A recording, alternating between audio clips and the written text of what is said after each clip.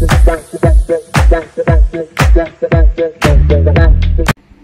everyone and welcome back to my channel. Welcome back to Within Life.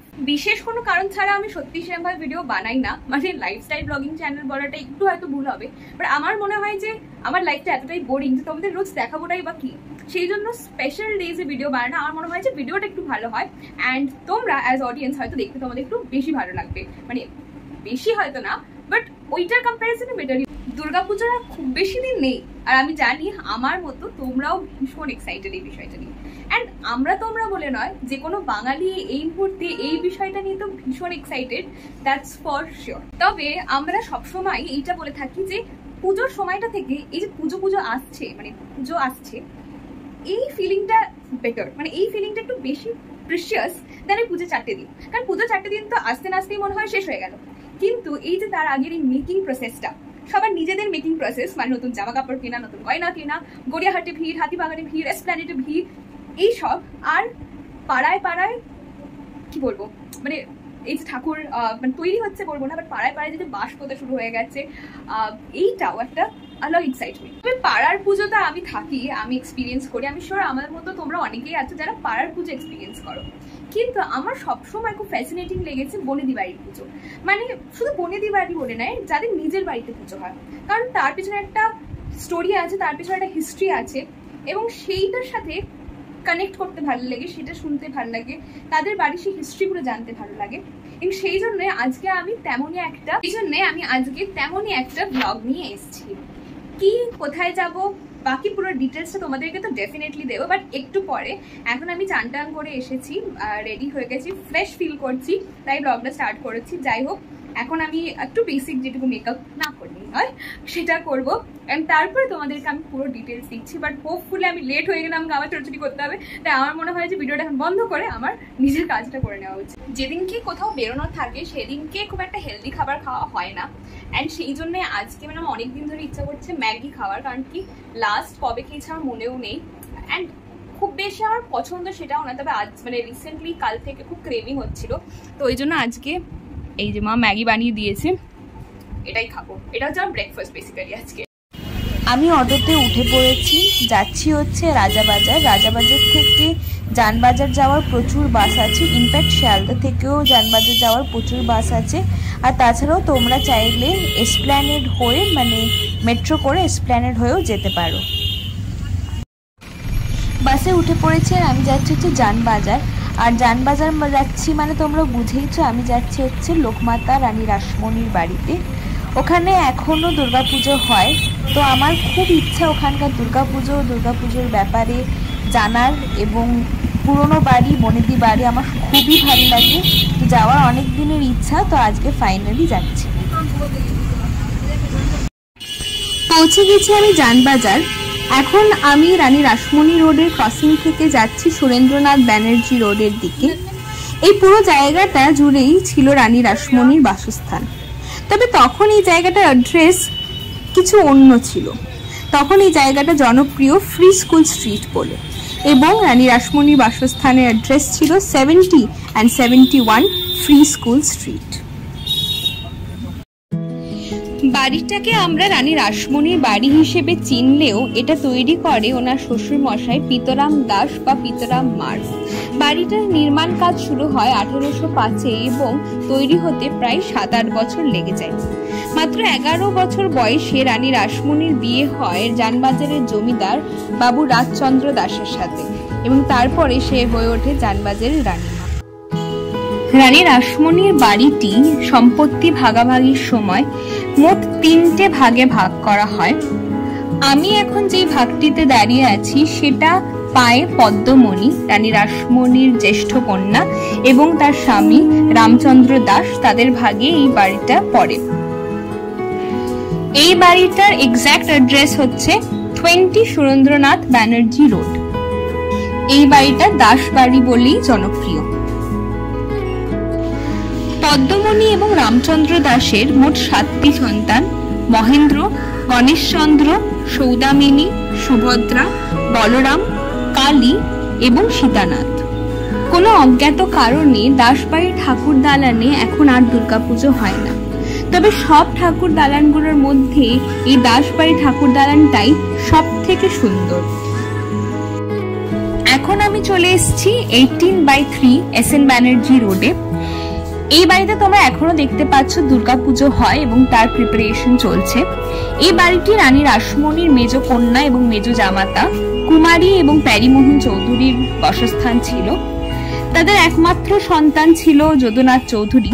তার বিয়ে হয় আশালতার সাথে, তবে আশালতার মৃত্যুর পর তার বিয়ে হয় হেমাঙ্গিনীর সাথে এবং তাদের প্রেজেন্ট জেনারেশনই এখন এই বাড়িতে থাকে।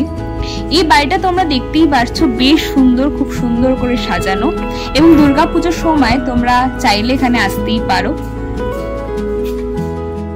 এখানে প্যারিমোহন চৌধুরী আর কুমারী চৌধুরীর পুরো ফ্যামিলি ট্রিটা দেওয়া রয়েছে, তোমরা চাইলে পজ করে এটা দেখতে পারো। অলদো খুব ক্লিয়ার নয়, বাট স্টিল। এই জিনিসটা কি সেটা তো তোমরা সবাই বুঝতেই পারছো, কড়িকাঠ। এই জিনিসটা দেখে আমি খুব নস্টালজিক হলাম, কারণ আমি গ্রামের বাড়িতে গেলেই শুধু এটা দেখতে পাই। তবে যেটা বলার সেটা হচ্ছে এই বাড়িটা ঠাকুরদানাটা ছোট হলেও খুব সুন্দর দেখতে। যে ঠাকুরদানাটা আমি এখন দাঁড়িয়ে রয়েছি সেই বাড়িটাকে বিশ্বাস বাড়ি হিসেবেই মানুষ চেনে। এই বাড়িটা রানী রাসমণির কনিষ্ঠ কন্যা জগদম্বা এবং মথুরামোহন বিশ্বাসের কারেন্ট জেনারেশন থাকে। এই বাড়িতে এখনো দুর্গাপুজো হয়, তোমরা দেখতেই পাচ্ছ এখানে মায়ের প্রতিমা তৈরি হচ্ছে। এখন আমি দাঁড়িয়ে 13 রানী রাসমণি রোডে। এটাই আসল ঠাকুর দালান বলা যেতে পারে। ভাবছো এটাকে আসল ঠাকুর দালান বলছি কেন? তোমাদেরকে আগের বাড়িটা এর আগের ঠাকুর দালান যেটা দেখালাম সেটা কিন্তু এই বাড়িটার অংশ নয়, অর্থাৎ পিতরাম মারের তৈরি করা বাড়ির অংশ নয়। সেটা পরবর্তীকালে মথুরামোহন বিশ্বাস তৈরি করে এবং সেই জন্য এই বাড়িটার নাম বিশ্বাস বাড়ি হয়ে উঠেছে। এক্সাক্ট হিস্ট্রি ওই বাড়িটার আমি জানি না, তবে যেটুকু জানি সেটুকুই তোমাদের জানানো। চলো এই বাড়ির হিস্ট্রিটা তোমাদেরকে জানাই। তোমাদের হয়তো মনেই আছে, ভিডিও শুরুতেই বলেছিলাম 1805 সালে পিতরাম মার এই বাড়িটি তৈরি করে, আর তার সাথে সাথে এই ঠাকুর দালানে তার হাত দিয়ে শুরু হয় দুর্গাপুজো। যেই পুজোর ভার তারপরে বাবু রাজচন্দ্র দাস এবং রানী রাসমণি নেয়। সম্পত্তি ভাগাভাগির সময় এই বাড়িটা জগদম্বা বিশ্বাস এবং মথুরামোহন বিশ্বাস পায়। এই বাড়িটাকে আমরা হাজরা বাড়ি হিসেবেই চিনি। তাহলে ব্যাপারটা দাঁড়াচ্ছে হাজরা বাড়ি, চৌধুরী বাড়ি এবং দাস বাড়ি নিয়ে হচ্ছে পিতরাম মারের তৈরি করা জানবাজারের বাড়ি।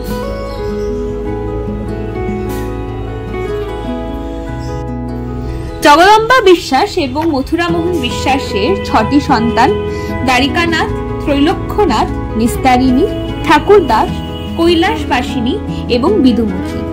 ত্রৈলোক্যনাথের বিবাহ হয় প্রমোদা সুন্দরী দেবীর সাথে। তাদের সন্তান ব্রজগোপাল, নিত্যগোপাল, মোহন গোপাল, তুরুবালা এবং নগেন্দ্রবালা।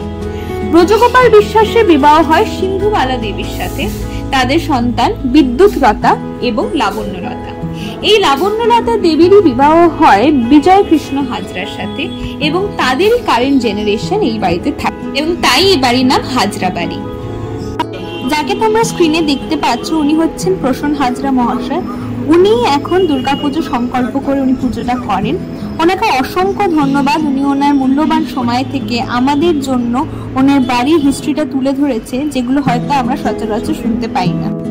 তাহলে যখন স্বয়ং ওনাকে পেয়ে গেছি তাহলে আমি আর কেন বলবো, চলো ওনার মুখ থেকে শুনে নি ওনার বাড়ির পুজোর ইতিহাস। এই বাড়ি পুজো শুরু হয়েছে 1790 সাল থেকে এবং তারপর থেকে কন্টিনিউয়াস 2025 অব্দি এই পুজো হয়ে আসছে। এই বাড়ি তৈরি করেন রানীমা শ্বশুরমশাই প্রীতিরাম দাস মহাশয়। তারপরে এই পুজো ওনার ছেলে বাবু রাজচন্দ্র দাস করেন। 1836 সালে রাজচন্দ্র দাস মারা যাওয়ার পরে রানীমা এই পুজোর দায়িত্ব নেন এবং 1860 সাল অব্দি রানীমা এই পুজোটা করে আসেন। তারপরে 61 সালে ওনার দেহান্তরের পরে বংশ পরম্পরায় এই পুজোটা হয়ে আসছে এবং এই পুজোতে কোনো বছরই কোনো ছেদ পড়েনি। আর এই যে মূর্তি দেখছেন, এরপরে যে কমপ্লিট মূর্তি আরও দেখবেন, সেগুলো আপনার ক্রমশ একই রকম ধাঁচে হয়ে আসছে। আর ধরুন এই মুখ টুক যখন দেখতে পাবেন কোনো কিছুই ছাঁচে তৈরি হয় না, সব কিছু হাতে তৈরি হয়, হাতের আঙুল থেকে আরম্ভ করে সব কিছু হাতে তৈরি হয়, এটা একটা বিশেষত্ব। আর এই চালচিত্রে আপনি যেমন বর্ণিত আছে, যেমন সম্বরী যুদ্ধ, চণ্ডী পুরাণ, শ্রীকৃষ্ণের বস্ত্রহরণ, তারপরে আপনার ওই আপনার সখীদের সঙ্গে স্নান করছেন শ্রীকৃষ্ণ, এইসবগুলোই আমাদের এতে হয়ে আছে। তো আর এটা করে আসছে আমাদের 5 জন পুরোহিত পুজো করেন, 5 জন পুরোহিত এই পুজোটা করেন, চণ্ডী পাঠ হয় প্রতিদিন, আর 3 দিন ধরে কুমারী। সন্ধি পুজোর সময় খুব জাঁকজমক করে সন্ধি পুজো হয়, এবং তারপরে আপনার বিসর্জনটা আগে তো জোড়া নৌকোয় হতো, যেটা আগে জানালাম, কিন্তু এখন 68 সালের পর থেকে আর জোড়া নৌকোয় হয় না। একটা নৌকোডুবির ঘটনা ঘটেছিল, কোনো হতাহত হয়নি, কিন্তু সেইটিকে আমরা বন্ধ করে দিই, মানে তখন বাড়ির যারা বড় ছিল আর কি, আমাদের সময় আমরা যেটা বন্ধ করেছি সেটা হচ্ছে বলিদান, সেটা আমরা বন্ধ করে দিয়েছি 2003 সালে। 7টা ছাগবলি হতো, সপ্তমী, অষ্টমী, নবমী আর সন্ধি পুজো মিলিয়ে, সেই নিয়েই চলে আসছে আমাদের এই প্রথা দীর্ঘদিন ধরে। আর এক দিন এক একজন কুমারী হয়। ফ্যামিলি ট্রিটা হচ্ছে প্রীতিরাম দাস, বাবু রাজচন্দ্র দাস, রানী রাসমণির পরে এই পুজোর দায়িত্ব গ্রহণ করে, ওনার তো ছেলে ছিল না, ওনার নাতি এই পুজো চালু থাকে ব্রজগোপাল বিশ্বাস, রানীমার পরে তৈলক্ষ বিশ্বাসের পরে ব্রজগোপাল বিশ্বাসের পরে আমার ঠাকুমা শ্রী লাবণ্যলতা হাজরা, মানে আমার দাদু বিজয় কৃষ্ণ হাজরা, তারপরে আমার বাবা জ্যাঠা কাকারা করে এসছে, তারপরে এই পুজো চলে আসছে। এখন বর্তমানে আমি সংকল্প করে এই পুজোটা করছি লাস্ট 27 বছর ধরে।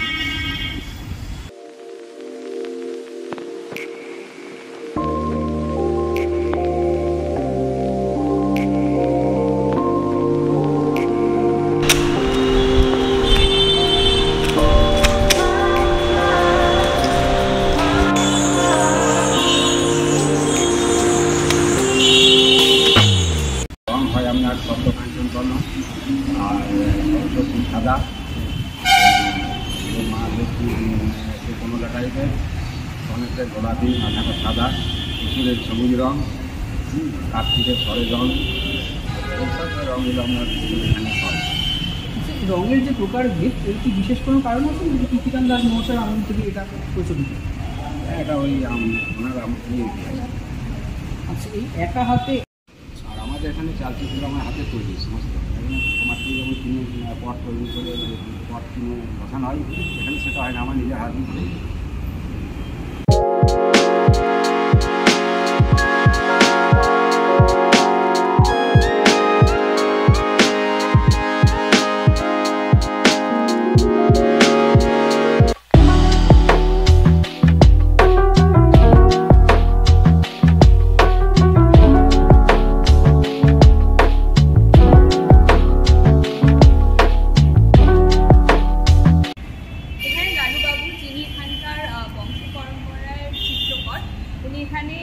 মায়ের কাঠামো তৈরি করছেন,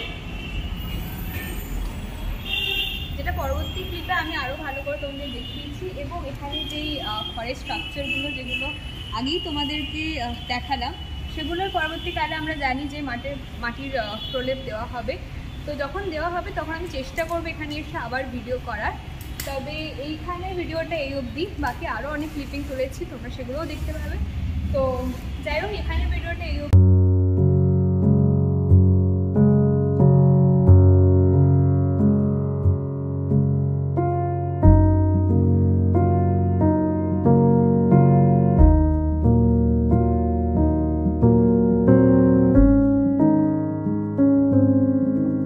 বাড়ি ফিরলাম, আর আমার মুখটা দেখে তোমরা তো বুঝতেই পারছো, পুরো কি বলবো, ঘামে একদম পুরো চপচপ করছে। যাই হোক, জাস্ট ফিরলাম, একটু ফ্রেশ ট্রেশ হবো, একটু ভিডিও রিলস বানানোর ইচ্ছা আছে বেসিক্যালি। অনেক দিন ধরে আমার খুব ইচ্ছা একটা গানের জন্য বানানোর। তো আমি পোস্ট করি না, আমি বানিয়ে দিই রিল, তারপর পোস্ট করি না, এত বেশি শাই লাগে আমার রিল পোস্ট করতে স্পেশালি গানে উইথ এক্সপ্রেশনস, ওটাতে আমার ভীষণ শাই লাগে। বাট যাই হোক আমার বানানোর ইচ্ছা আছে। তো যদি এখনও অবধি আমি 100% শিওর নই, যদি আমি মনে হয় দেখে নিজেকে যে না ঠিকঠাক লাগছে, তাহলে আমি একটা রিল বানাবো।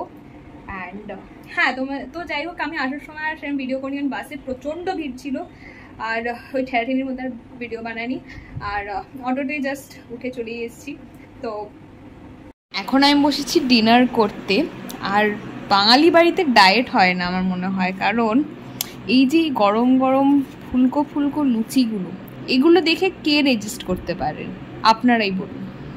আর ভিডিওটা এখানে শেষ করছি, যেমন বললাম আমি, তোমরা এতদূর যখন ভিডিওটা দেখেছো দেন প্লিজ লাইক করতে ভুলো না। তো প্লিজ লাইক করো অ্যান্ড শেয়ার করো, অ্যান্ড তোমাদের যা ওপিনিয়ন, ভালো লাগা খারাপ লাগা যেটাই মনে হয়েছে সেটা প্লিজ কমেন্টে জানাও। And if you have not subscribe to within life then please to subscribe. Thanks for watching.